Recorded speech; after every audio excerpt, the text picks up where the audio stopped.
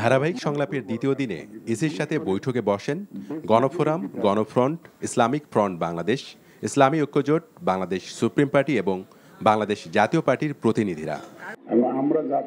দ্বিতীয় দফায় আলোচনায় অংশ নেন বাংলাদেশ জাসদ, বাংলাদেশ ন্যাপ, তৃণমূল বিএনপি, কৃষক শ্রমিক জনতা লীগ, বাংলাদেশ খেলাফত মজলিস এবং ইসলামী আন্দোলন বাংলাদেশের প্রতিনিধিরা।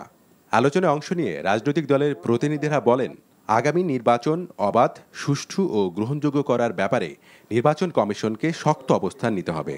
প্রতিটি কেন্দ্রে ভোটের একদিন আগ থেকে ভোটের 3 দিন পর পর্যন্ত সেনাবাহিনী সহ আইন শৃঙ্খলা বাহিনী মোতায়েন করা।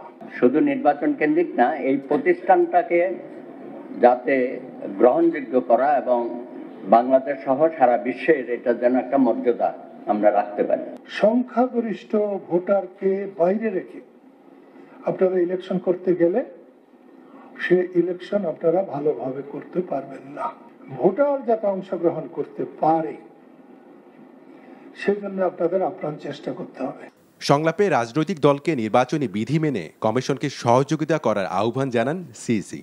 তিনি বলেন, সবার অংশগ্রহণে নিরপেক্ষভাবে নির্বাচন আয়োজনে বদ্ধপরিকর ইসি।